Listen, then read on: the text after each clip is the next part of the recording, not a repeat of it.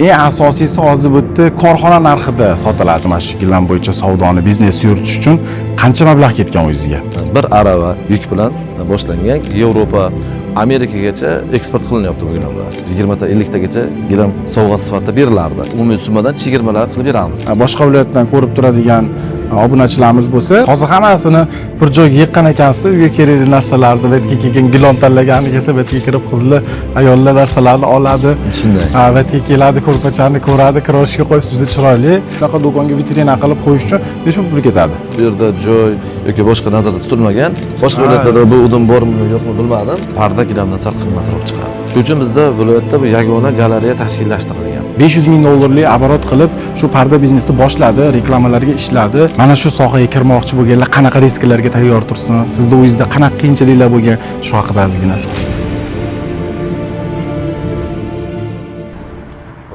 Assalomu alaykum do'stlar. Bugun biz Navoiy shahardagi gigant savdo komplekslaridan biri bo'lgan Marvaridga tashrif buyurdik. Bu yerda oylik oboroti qanchaligini hozir asoschilarning o'zidan so'rab bilib olamiz. Qani ketdik.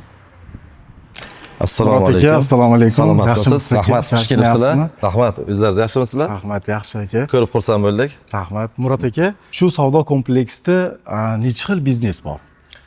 Asosan yo'nalishimiz bizda bu yerda tashkil qilganimiz 4 ta biznesimiz bor. 4 ta.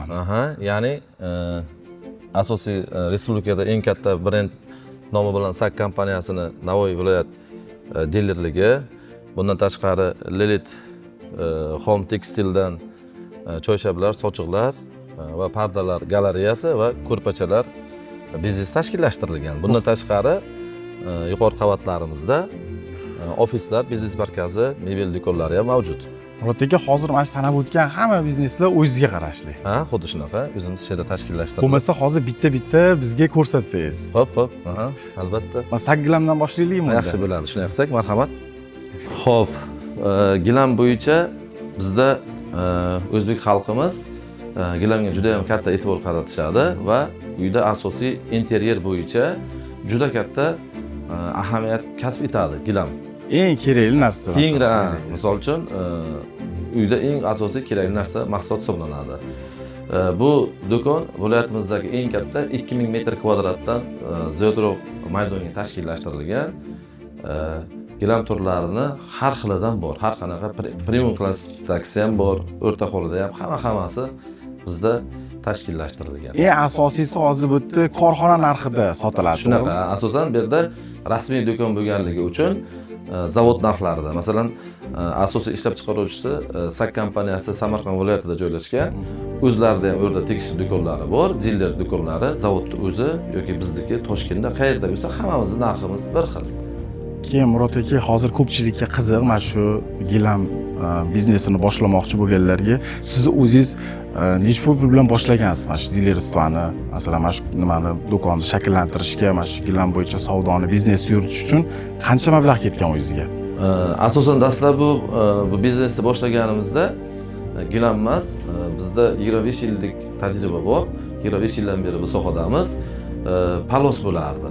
Palosdan boshlangan, bir arava yuk bilan boshlangan, keyin o'zi gilam, keyin yillar davomida sohalar rivojlandi. SAK kompaniyasi jahon standart talablariga mos ravishda gilamlar ishlab chiqara boshlashdi va ular bilan hamkorlikda nima qilganmiz. Endi bu boshida keling juda kam summa bilan boshlangan. Hozirgi kunda bu biznesni mana shu holatda keltirishlik uchun summasini aytish joizmi bilmadim. Yaxshigina pul kerak bo'ladi, lekin keling deylik 1 million dollar atrofida. Demak, bunaqa biznesda hozirgi shu holatdagi biznesni boshlab shunaqa yo'nalishga kiraman deganlar uchun 1 million dollar demak kerak. Kamida 1 million dollar. Korxona bilan shartnoma qilib, bu dilerstvasini olib, shunaqa katta magazinlar tashkil qilish uchun. Shunday. Bundan tashqari asosan bu yerda sohada yetakchi mutaxassislar juda ham ahamiyat kasb etadi. Ya'ni bu yerda tovar sotish bilan bir qatorda gilamga ko'rsatiladigan servis xizmatlari. Bu degani, masalan, hozir zamonaviy binolar qurilib ketyapti, kottejlar yoki hammasi zamonaviy ko'rinishda qurilyapti qurilishlarimiz. Razmerlar, o'lchamlar standart emas. Deyarli 80% nostandart. Shunda uni bichiladi, kesiladi, overlock qilinadi. mijoz xarid qilgan gilamga mas'uliyat bilan yondashilinadi. Bu yerda jamoaning asosiy katta mehnati talab qilinadi. Hozir Murod aka, bu yerdagi eng qimmat gilamlaringiz necha pul? Xo'p, Ko'rsatsak buni. xo'p bo'ladi. Mana ko'rsatsak bo'ladi. Mana bu yerda asosan gilamlar bir-biridan sifatlari, iplari bilan farq qilib boradi. Masalan, hozirgi kunda eng premium klassdagi gilamlarimizda tarkibiy qismi akril iplaridan tashkil topgan. Masalan, mana shu premium klassdagi gilamlarimizdan. Hozir bizda eng yuqori sifatdagi gilamlarimiz modal ipdan tashkil topgan Anatolian silk gilami hisoblanadi. Silk gilam bu. Anatolian silk bu nomlanishi. Asosiy tarkibiy qismi modal ipidan ishlab chiqarilgan bu. Lekin вообще Juda ham zo'r, yumshoq. Buni tasvirlab bera olmayman, lekin qanaqaligini. Keyin bu gilamlarimizda yagona ishlab chiqaruvchisi sak kompaniya, boshqa korxonalarda ishlab chiqarilmaydi. Faqat sakda o'zida. Faqat sakda o'zida bu. Bu ishlab chiqarishlikda asosiy mahsulot eksportga to'g'ri keladi. Ya'ni bu degani jahon standartlariga mos Yevropa, Amerikagacha eksport qilinyapti bu gilamlar. Demak, eksport tovarlar. SNG davlatlarning eksportlari. O'zimizda ham yaxshi qabul qilinib, xarid qilinyapti. Buni narxi necha pul? Masalan, mana shu gilam o'zi narxi metr kvadratda hisoblanib qilinadi. Mana bu ko'rib turganimiz 3 ga 5 o'lchamdagi gilam, 1 metr kvadrati 1 million so'm. Shunda ushbu gilamimizni shu turishi 15 million so'mga chiqadi narxi. Demak, 15 million. Kattaroq razmerlari, masalan, 4 ga 8 gilam bo'ladigan bo'lsa, 32 metr kvadrat 32 million so'mga chiqadi. Lekin buni yurganda o'sha narxini his qilib yuradi. Kelgan mehmonlarga ham bu gilam uyaltirmaydi. Menimcha boshqacha taassurot qoldirsa kelgan odamlarda. Aslida bu gilamni to'g'risi kamerada to'liq tasvirlab berib bo'lmaydi. Buni faqat kelib, tashrif buyurib, ko'z bilan ko'rib, qo'l bilan ushlab ko'riladigan mahsulot. No, ishlatib ko'rish kerak. Men hozir qo'l bilan ushlab ko'rib, haligi nima deydi, tasvirlab bera olmayman, chunki juda ham haligi yumshoq, ham mayin qo'lga yoqimli. Galereyamizda yana shu Anatolian silkda yana boshqa kolleksiyalari ham bor. Kelib ko'rishligimiz mumkin. Xo'p, bularchi? Bular ham akriliy gilamlar. Akril demak. Akriliy asosiy sostavi Tomares kolleksiyasiga tegishli bo'lgan gilamlarimiz. Buni narxi qancha? Buni 1 metr kvadrati 350 ming so'm atrofida. Hozir mana shuni ichiga necha endi? Bu 3,5 metrga 6 metr. Shu turishi necha pul bo'ladi shunda? Tak 21 kvadrat bo'ladigan bo'lsa, 7 millionchalar atrofida chiqsa kerak shunaqa. Lekin menimcha narxiga arziydi. Biz ham yaqinda gilam qo'yganmiz. Narxiga arziydi, zo'r. Mana bu akril ham ancha menga yoqdi. Zo'r. Mana bu yerda Anatolian silk kolleksiyasini boshqa dizayndagi gilamlari. Bu o'sha birinchi ko'rganimiz, to'g'rimi? 1 metr kvadrati 1 million so'mlik. Har ranglari, kombinatsiyalari, dizaynlari har xillari bor. Lekin qo'lga shunaqa yoqimli. Shunaqa. Demak, bularning 1 kvadrati 1 million so'm. Xuddi shunday. Puliga nisbatan juda ham sifatli gilam, yumshoq gilam. Qaysi mijozimiz xarid qilgan bo'lsa, shu kungacha juda ham minnatdor mana shu mahsulotdan, bizdan, mana shu gilam bo'yicha.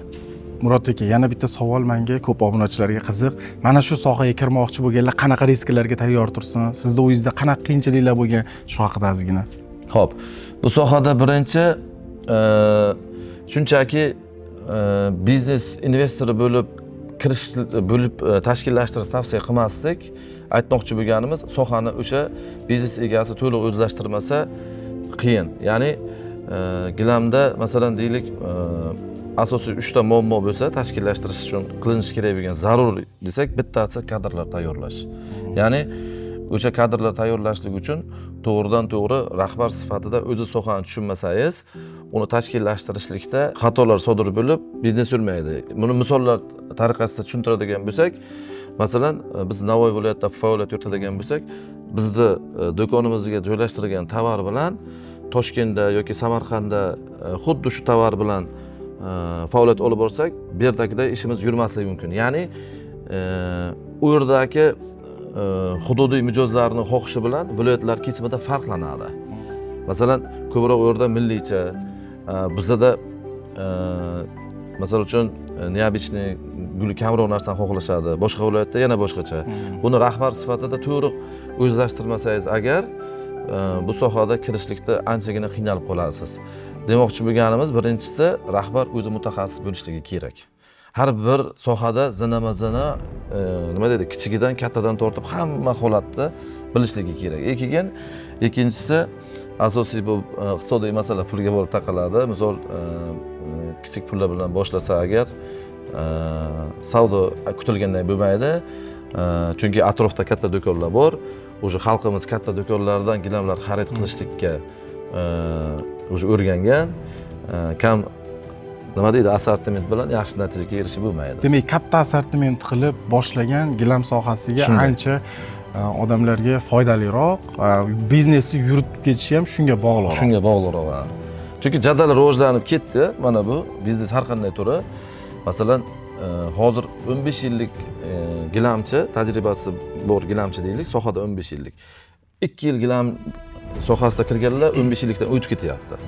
Ya'ni u o'z-o'zida marketingini yo'lga qo'yapti yokida nima deydi, o'sha kerakli mablag'ni biznesga jalb qila olyapti, mutaxassislarni joy-joyiga qo'yapti. Endi bu bizni yillar davomida duch kelgan masalalarimizdan kelib chiqib qiladigan xulosalarimiz. Tushunarli. Endi Murod aka, bizni endi boshqa bizneslaringiz bilan ham bir tanishtirsangiz. Xo'p. Qolganlari bilan demak, hozir sak gilamlari to'g'ridan to'g'ri korxonani o'zi bilan ishlash uchun ularning o'zini talabi bor. Qanchadir miqdorda tovar xarid qilish kerak korxonadan. Boshida dilerstvasini olibmi yoki kattaroq nima ochish uchunmi? Mana shunaqa talablari, masalan, sizning do'koningizga kvadrat bo'yicha qo'yiladimi? Shuncha kvadratli do'kon, hali boshqa korxonalarga o'xshagan bularga sakda ham shunaqa talablari bormi? Sakda asosan qat'iy talab deb ayta olmaymiz. Ular ham boshida rivojlanishligi uchun o'sha biznes egasi sifatida o'zini mavjud imkoniyatdan kelib chiqib talablari bor. Bu asosiy metr kvadrat talabi juda qat'iy emas, lekin natijaga erishishlik uchun, biznes yaxshi rivojlanishligi uchun avvalo biznes egasi o'zi bu narsani tashkillashtirishligi kerak. Rahbarlar sak kompaniyasida bizda har tomonlama qo'llab-quvvatlashadi, muammolarimizni, ichki muammolarimiz bo'yicha to'g'ridan to'g'ri yondashishadi, kadrlarimiz bo'yicha ham ishlashadi. Qo'yingchi, shu sohada hamkorlikda ishlab kelganimiz sababi ko'p yillardan beri ikki tomon ham bu biznesdan manfaatdor. U tomon ham, bu tomon ham. Demak, tushunarli. Hozir Murod aka mana shunaqa $1 million oboroti bor bo'lgan gilam magazin tashkillashtirsa-yu, bir oylik oboroti qancha bo'ladi, aylanmasi bir oylik? O'rtacha. U bir so'z bilan birdan aniq aytadigan sifra menimcha ma'lumot birdan yo'q. Ya'ni bunda marketingga bog'liq, mijozlar oqimiga bog'liq yoki $1 million tovar qo'ysa-yu, kerakli tovarni kirgizolmasligi mumkin, mutaxassis sifatida yondasholmay. Qisman misol uchun sifralarda deylik, $50 ming dan $200 ming gacha do'konlar oyda savdo qilishligi mumkin. Bu ham sezonga bog'liq. Sezonga bog'liq narsa. Hozir masalan sezonni zo'ri, sababi to'ylar. Hozir bahor oylarida to'ylar rosa O'zbekistonda bilasizku. Shu to'ylar savdosi, to'ylar boshlangan paytda savdolar sezilarli darajada ko'tariladimi o'zi? Albatta, asosan o'zi bizda ko'pchilik to'yda ilgari bor edi, nima deydi, sovg'a sifatida gilam xarid qilinardi. Hozir u anchayin qolgan. Asosan bizda remontdan keyin uyda jihozlayotganda asosiy savdonimizda ulushi o'shanga to'g'ri keladi. Ko'pchilikda lekin to'ylar sezonida deydi, ilgari bor edi. Shu bitta to'yda 20 ta 50 tagacha gilam xarid qilinib sovg'a sifatida berilardi. Hozir remont mavsumiga bog'liq. Bu asosan gilam sezoni yoz o'rtalarida, iyul oyi, avgust oylaridan boshlanadi. Men endi aytmoqchi bo'lganim shu, kuyov bolalar o'zi uyni remont qilgandan keyin to'y paytida kelib, masalan, oddiy oila ham yangi remontdan keyin yangi gilamlar solgisi keladi. O'sha paytda menimcha ancha savdolar rivojlanadigan payt bahor, kuz oylari bo'ladi-da. Shu demak o'rtoqlar, hozir mana shunaqa sak gilamlarga o'xshagan katta magazinlarga asos solmoqchi bo'lsalaring, boshlanishiga $1 million ortiqroq bu kvadrati katta joylaringga qarab kattaroq объемda ish boshlashing tavsiya qilinar ekan. Demak, bunaqa magazinlarda oylik oboroti o'rtacha $50 mingdan $200 ming gacha. Har bitta risklarni eshitdilaring, shularga qarab tayyorgarlik ko'rib biznesni boshlashingiz mumkin. Murod aka, endi qolgan bizneslaringizni ham bittadan ko'rsak biz. Mayli, marhamat. Xo'p. Bular endi qo'shib beriladimi Gilamoganga? Gilamoganga asosan qo'shib ham beriladi. Har bitta bizning do'konda har bitta mijoz uchun biz alohida e'tibor qaratamiz. Takroriy xarid qilishliklari, biz bilan nima deydi, doimiy hamkor bo'lib qolishliklari uchun har doim xarid qilingan mijozlarga qo'shib beriladi. Bu demak Lilith Home Textile. Xo'p, Lilith Home Textile bu asosan choyshaplar, sochiqlar, umumiy olganda mana ko'rib turganingizdek, ro'zg'or uchun kerak bo'ladigan asosiy mahsulotlar. Bu mahsulotlar 100% paxtadan. Bu ham asosiy qismi eksport mahsulotlar hisoblanadi. Hozir bizda ichki bozor deymizmi, umumiy O'zbekiston bozori deymizmi, Lilith mahsulotlari yaxshigina o'z o'rniga ega. Ya'ni mijozlarini topgan shu kecha kunduzda. Bunda asosan Lilith mahsulotlarini olgunga qadar shuni o'rnida ishladigan mahsulotlar ishlatib yurishgan-ku hamma ham. Buni olishgandan keyin 90% holatda takroriy mijoz bo'lib qaytib keladi. Yaxshigina farqi bor. Keling, mana zo'ri deb bizda Turkiyadan yoki Xitoydan kelib kelgan mahsulotlarga xaridor bo'lsa, masalan, nima deydi, premium darajadagi mijozlarimizni oladigan bo'lsak, o'sha mijozlarda ham xohish istaklariga to'laqonli javob beradi mahsulot. Murod aka, mana shunaqa Lilith Home Textile do'konga o'xshagan do'konda tashkil qilmoqchi bo'lgan yoshlar yoki biznesni boshlamoqchi bo'lgan, kengaytirmoqchi bo'lganlarga qanaqa maslahatlar bor? Bu do'kon oyiga qancha oborot qiladi, necha pul olib kela oladi? Shu haqida ozgina qisqaroq bizga ma'lumot bersangiz. Bu uchun biz hozir bu bizneslarda asosan mana buncha pul topamiz deb tashkillashtirmaganmiz, harakat qilganmiz. Rizq Allohdan. Bu gilamnikida ko'p oborot tashkil qilmaydi. Masalan, bir $100 ming bilan biznesni boshlashlik mumkin. Asosiy bunda to'g'ri lokatsiya tanlanishlik, keyin o'sha mahsulotlarning sifatiga alohida e'tibor berishlik kerak. Bu mahsulotga kirgan odam birinchi kelganda nimadir xarid qiladi bu do'konda. Agar o'sha mahsulot sifat darajasida bo'lmaydigan bo'lsa, mijoz qaytib bu do'konga tashrif buyurmaydi. O'shanda buni nozik joyi bu biznesda o'sha mahsulotni mijozni xohishiga yokida qaytib kelishligi uchun to'g'ri tanlay olishlikda. Chunki bu turdagi mahsulotni nimalari juda ham keng, ishlab chiqaruvchilari. Masalan, chiroyli upakovka bo'lishligi mumkin yoki boshqa holat bo'lishi mumkin, lekin asosiy mahsulot sifati sintetika yoki bir nima deydi, yaxshi iplardan tayyorlanmaganligi uchun qayta xarid qilmaslikka sababchi bo'ladi. Bizda har bitta mahsulot bo'yicha alohida o'zimizning ishchi guruhda tahlil qilinadi. Mana shu mahsulotni olib keldik, sotishda ham sotamiz, lekin o'sha mijoz bizdan rozi bo'ladimi, qaytib keladimi degan savolni qo'yamiz va o'sha mahsulot bo'yicha jamoa fikri bilan harakat qilamiz. Bu yerda faqat bizni mana shu rahbar sifatida mamnun qilamiz, mamnun olib kelamiz emas. Bizda jamoa umumiy fikri ovozga qo'yilib, mahsulotlar tanlanadi. Hamma birdek harakat qilish kerak bunaqa biznesda. Endi bu do'stlar, hozir mana bildik, xuddi shunaqa do'kon qilmoqchi bo'lsanglar, $100 ming bilan boshlasanglar, tovarlang ko'zga ko'rinadigan chiroyli do'kon shakliga kelishi mumkin ekan. Oylik qancha oborot qilsa bo'ladi bu do'konda? Endi bu ham asosan shu mavsum bilan bog'liq. Nima? Endi misol uchun $10 ming dan $30 ming gacha savdo qilishlik mumkin oyiga. Demak, 10 mingdan 30 minggacha o'rtacha savdo qilsa bo'ladi, lekin hozir Navoiy shahardamiz. Navoiy shahar aholi soniga nisbatan ham katta farq qiladi viloyatlarga nisbatan. Boshqa viloyatdan ko'rib turadigan obunachilarimiz bo'lsa, buni ham inobatga olishlikni so'raymiz. Albatta. Murod aka, endi do'kon menimcha ayollar kelib chiqmaydigan do'kon ekan. Xuddi shunaqa. Va ham ko'p narsalar endi ayollar tanlaydi. Albatta, asosiy mijozlar qatlami ayollar hisoblanadi bu do'konda. Millatmasi bo'yicha. Yana qaysi biznesimiz bor hozir? Xo'p, bunda tashqari biz Mana bu tayyor ko'rpachalar biznesini yo'lga qo'yganmiz. Bunda asosiy ko'zlangan maqsad uyda remont qilib bo'lishdi, ustalar ketishdi. Gilam bor, Lilith Home tekstil mahsulotlari bor. Keyin ko'rpacha. Bizda odatda ko'rpachalar qanaqa qilishadi?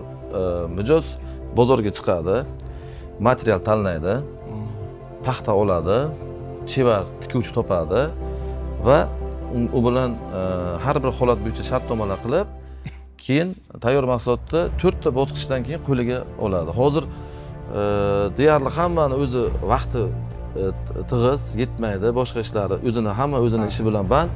Bizda tayyor. Mana kelishadi. Bunda ham ishchi guruh tashkillashtirilgan, chevar qizlarimiz, o'zimizning maxsus sexlarimiz bor. Va bu yerda ko'rishimiz mumkin. Har xil turdagi ko'rpachalar, yostiqlar, istalgan dizaynda, istalgan sifatda har xilini nima qilishligimiz mumkin. Materiallari juda ham yumshoq yokida eng oxirgi zamonaviy motorlardan foydalaniladi. Asosiy qismi Turkiya mahsulotlari. Qolaversa, bu yerda masalan ishlatish jarayonida ham bozor mahsulotlaridan yaxshigina farq qiladi. Ya'ni ko'rpachani gramaji yoki mana tikilishlari har qaysiga alohida e'tibor qaratsak, yaxshigina farqi bor bozor mahsulotlaridan. Biz bu yerda nimaga e'tibor qaratdik? Mahsulotning sifatiga. Boshqalardan ko'ra farqi sezilsin. Ya'ni qulaylik tomonidan. Bu shu masalan viloyatimizda birinchilardan bo'lib tashkillashtirilgan bu holat ham. Buni orqasida ham yaxshigina bir jamoa tashkillashtirilgan. Hozirgi kunda o'z mijozlarimizga egamiz. Buni boshlaganimizga hali ko'p bo'lmadi. Ko'p bo'lmagan bo'lsa ham yaxshigina, misol talab yaxshigina. Hozir mijozlarimiz oqimi yaxshi. Tushunarli. Hozir hammasini bir joyga yig'gan ekansizda, uyga kerakli narsalarni bu yerga kelgan gilom tanlagani kelsa, bu yerga kirib qizli ayollar narsalarni oladi. Shunday. Bu yerga keladi, ko'rpachani ko'radi, kirishga qo'yib juda chiroyli. Men ham o'tirgim keladi, ham bular tomosha qilib keladi. Borganda o'tirgiz kelmaydi, chiroyli вообще. Shunday. Vaqtimiz salgina tig'izligidan nima, lekin har qaysini alohida komplektida tashlab ko'rsatganimizda bu umumiy ko'rinishda, haqiqiy ko'rinishini boshqacha bir ko'rish imkoni bo'lar. Keyingi suhbatlarimizda Xudo xohlasa nasib bo'lsa ko'rarmiz. Endi bu biznesda hozir mana xohlagan odam boshlashi mumkin. Ko'rpacha o'shaydi, masalan, uyda o'tirgan bekorchi ayollar ham masalan bunaqa biznesni boshlasa bo'ladi. Nima bilan shug'ullanishi mumkin degan savolga hammani qo'ldan keladi. Bunaqa narsani to'qib, bijib, mana masalan, ayollar ko'pchilik qo'ldan keladi. Bu narsani boshlash uchun, odamlarni ko'ziga ko'rsatish uchun, shunaqa do'konga vitrina qilib qo'yish uchun necha pul ketadi? Hozir sizda yuqorida hamma savollaringiz bo'yicha faqat mahsulotlar haqida gaplashyapmiz. Bu yerda joy yoki boshqa nazarda tutilmagan. Endi mahsulotlar bo'yicha bo'lsa, $20,000 bilan boshlasak bo'ladi bu biznesda. Endi boshlanishiga. Undan keyin talabga qarab, kengaytirib, yana ham qancha ko'p iqtisodiy tomondan pul mablag'lari kiritilsa, assortiment ham shunga yarasha kengayib boraveradi va savdoga ham ijobiy ta'sir qiladi degan nomimiz bor. Demak, do'stlar, ko'rpacha bunaqa bizneslar boshlamoqchi bo'lsalaring, $20,000 bilan bemalol haligi odamlar ko'ziga ko'rsatib, chiroyli qilib mana shunaqa ishlar chiqarib olishlik mumkin. Biznesga bemalol kirib olishlik mumkin. Endi bu qolgani reklamaga bog'liq, o'zini ishiga bog'liq, sifatiga bog'liq. Albatta. Qanaqa tovar tanlaysizlar, qanaqa xomashyolar ishlatasizlar, hammasi sifatga bog'liq, harakatingizga bog'liq, eng asosiysi. Demak, $20,000 bilan bunaqa biznesni bemalol boshlasak bo'ladi. Men bitta narsa savol bermoqchiman. Yostiqning oti nima edi? Yumaloqdi. Uni otini bilmayman lekin. Bu lekin xon yostiq mana. Hali oldin kinolarda hali shummalarda ham bor, qilib o'tirib olib qilardi-yu. Xon yostiq, men ko'p qiziqardim shunaqa yostiqlarga, lekin hozir boshqa viloyatlarda bilmadim. Bizda urf-odatlarga ko'ra Navoiy viloyati hududida asosan kuyov to'y kuni mana shu ikki tomonaga, mana shuni bering. ko'rsam, mana shunaqa yostiq bilan kirib borishadi qudalarnikida. Boshqa viloyatlarda bu udum bormi, yo'qmi bilmadim. Asosan shunga xarid qilishadi buni. Kuyov bola ko'tarib Kuyov bola ikkita yostiqni ikki yonboshiga olib, kelinni olib kelishga boradi-yu, qiziq odat ekan lekin. Tasavvur qilinglar, men kuyov bo'lsam, mana shunaqa qilib ikki tarafga shunaqa qilib kelinnikka kirib borish kerak ekan shunaqa qilib. Yostiq o'shuning uchun bunaqa chiroyli ekan. Bizda endi xon yostiq deyiladi. Ko'proq hali nima desangiz, oldin shoxlar, shunaqalar naqsyon olib o'tirgan. Demak, Murod aka, hozir gilamni ko'rdik, Lilithxonni ko'rdik, ko'rpacha biznesni ko'rdik. Yana qaysi bizneslarimiz bor? Xudo xolasa, pardalarimiz bor. Keling. Parda biznesi ham bor. Parda biznesi bor, aha. Demak, bitta uyni biz qurib qo'ysak, kelib sizdan gilomini, pardasini, mana uyga kerakli narsalarni hammasini bir joydan bemalol olib ketsak bo'ladi. Xuddi shunday. O'shuning uchun men ertalab biz keldik, odamlarni kelishi ko'p. Shunday. Asosan bu yerda mijozlarimizda eng yoqadigan bizda tashkillashtirilgan joyi hammasi bir joyda jamlanganligi. Ya'ni ortiqcha vaqtini sarflamaydi. Odatda bu mahsulotlar o'zi yo'nalishda har xil joyga borganda yo'lda tirband yoki asosan parda ham gilamni rangiga mos qilib tanlanadi. Gilam magazin boshqa joyda, parda magazin boshqa joyda, ikkovini bir joyga jamlash qiyinroq. Shuning uchun eng asosiy mijozlarga komfort beradigan joyi hammasini bir joyda jamlanganligi. Keyin mahsulotlarimizning sifati ham talab darajasida. Pardalar menimcha juda ham chiroyli. Men Toshkentdagi o'sha taniqli shu parda tekstillarni ko'rganimda, shunaqa shu ish bilan shug'ullanadiganlarni ulardan kam joyi yo'q. Sifat menimcha material hammaga bir xil keladi.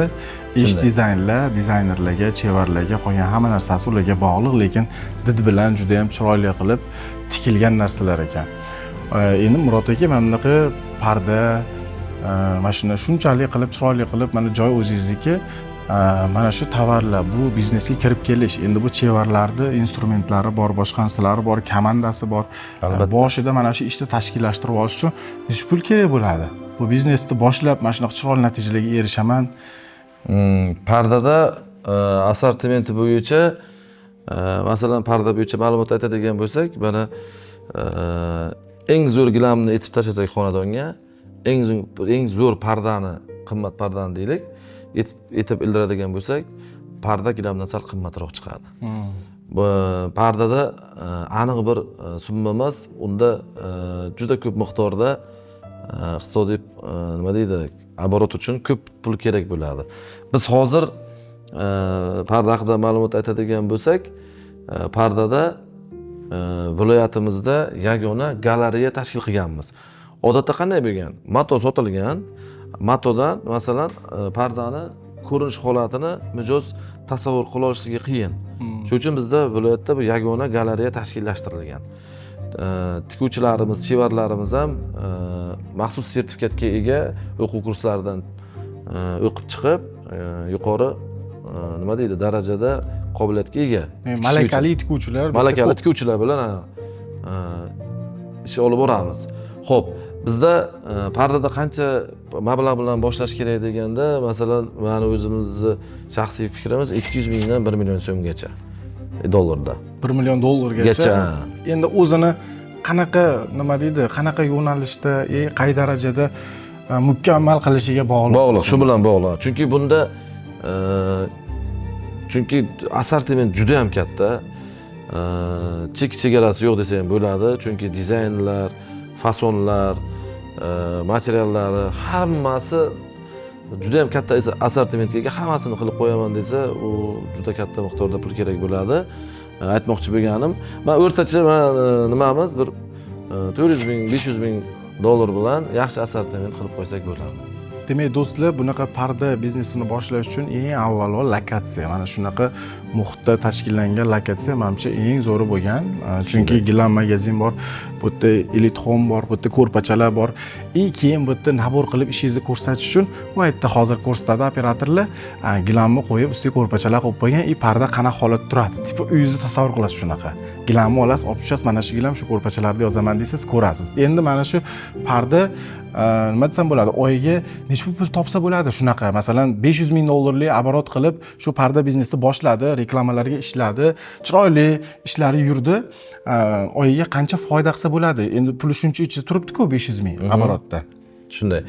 Xo'p, o'rtacha masalan, umumiy do'konlar bo'yicha fikr ayta olmasak ham o'zimizning holatimizda 30 ming dollardan 100 ming dollargacha savdo qilishlik mumkin. Demak, hammasi harakatga bog'liq. 100 ming, menimcha 500 mingga kam ham bo'ladi pardada. Men ko'pchilik tanishlarim pardada shunaqa yo'nalishda ishlaydi. Sotuvchilari ham bor, tikib, tayyorlab, bunaqa ilib berish, uyiga joylashtirib berguncha qiladi. Katta summalarda aytishadi. Lekin bu zo'r. 500 ming dollari оборотga tiqqandan keyin o'sha oyiga 100 ming dollargacha bu daromad qilishi menimcha bizneslar ichida eng yaxshisi. Endi mana shunaqa pardalarni qildik ham deylik. Endi bunga qanaqa risklari bor? Nimalarga tayyor bo'lish kerak parda qilmoqchi bo'lgan odamlar? Xo'p, risklariga keladigan bo'lsak, agar mahsulotlar juda tez dizaynlar o'zgaradi. Agar to'g'ri tashkillashtirilmaganligi evaziga, to'g'ri tashkillashtirilmaganligi sababli o'sha mahsulotlarini sotolmay qoladigan bo'lsa, pardada juda tez dizayn, material, matolar, ranglari deymiz, sifatlari deymiz.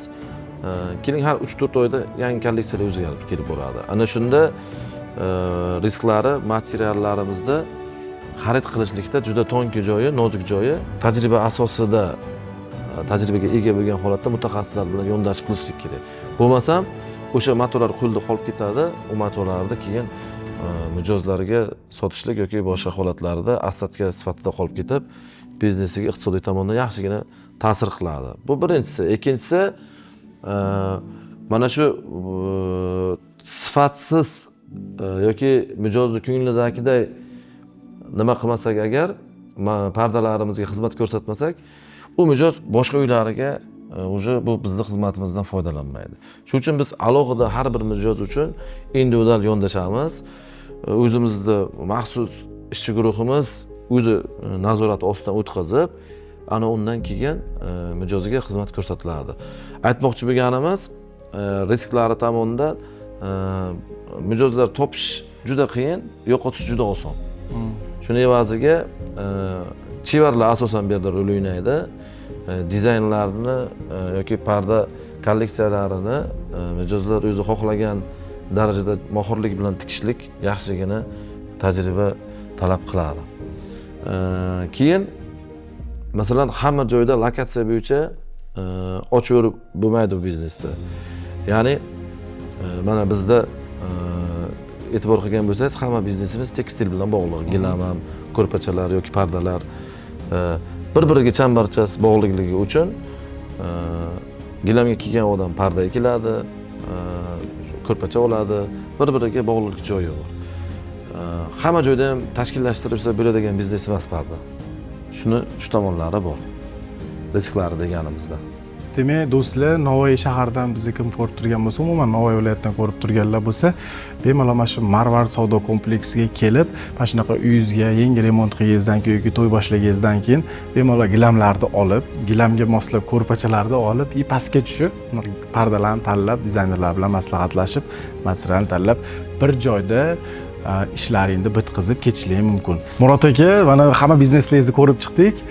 Murod aka, endi mana obunachilarga qiziq, bizni videolarimizni ko'rib, shu videolardan YouTubedan, Instagramdan ko'rib qiziqib kelganlarga qanaqa bonuslar, qanaqa skidkalar qilib beramiz aka? Shular haqida bir aytib bersangiz. Xo'p, shunda ushbu video orqali keladigan bo'lsalar, mijozlarimizga keling har biriga alohida bonuslar tashkillashtirib beraylik. Gilam xarid qilganlariga har xil turdagi gilam ko'rikchalarini, ham gilam, ham parda xarid qilganlarga 500 ming so'm voucher Lilith Home Textile mahsulotlaridan voucher qilib beraylik. Qolaversa 80% tovarlarimizga nisbatan umumiy jami 5%lik umumiy summadan chegirmalar qilib beramiz. Xudo xolasa. Kelaversalar, mana shu chegirmalarning hammasiga shu video orqali kelganlarga amalda bo'ladi, xudo xolasa. Do'stlar, menimcha zo'r imkoniyat bo'ldi. Mana shu saglamlardan agar gilam xarid qilsalaring, ko'riklar, qo'shimcha nimalarni berishadi. Undan tashqari pardasini ham shu joydan oladigan bo'lsalaring, ham Lilith Home'dan yoki ko'rpachalar xarid qilsalaring, bularga 500 minglik vaucheri bor. 500 ming degani 500 minglik narsa olaverasizlar bemalol. Ikkala joydan tovar xarid qilsalaring. Bundan tashqari gilamlarga 5% dan boshlab skidkalar qilib berishadi. Aynan shu bizni videomizni ko'rib kelganlar uchun. Albatta. Murod aka, Murod aka, endi biz hamkorlarimiz tomonidan sizga bitta arzimagan sovg'amiz bor edi. Shu qabul qilib olasiz. Universal Bank bizni doimiy hamkorimiz, e'tibor uchun avvalo rahmat. Rahmat Murod aka, sizga ham bugungi tashrifimiz, bizni bugungi intervyumiz menimcha hamma foydalanuvchilarga, obunachilar uchun juda ham manfaatli video bo'ldi. Do'stlar, videoga like bosib, maksimal poddershka qilamiz va sahifalarimizga obuna bo'lib qo'yinglar. Murod aka, rahmat. Rahmat hammasi uchun. Savdolarga baraka. Bizga barakat bersin. Doim mehmon bo'lib kelib turinglar, xursand bo'ldik. Avvalo sizni kuzatuvchilaringiz nimasiga kiramiz? To'g'rilarimiz ham. Obunachimiz. Biz sizga obunachimiz. Ko'rishib turganimizdan juda ham xursandmiz. Xudo xolasa bundan keyingi hamkorligimiz manfaatli bo'ladi degan umiddamiz. Rahmat Murod aka. Xo'p, yaxshi Yaxshiliklar o'yinlar, ko'rishaylik. charchamanglar, omad. Xo'p.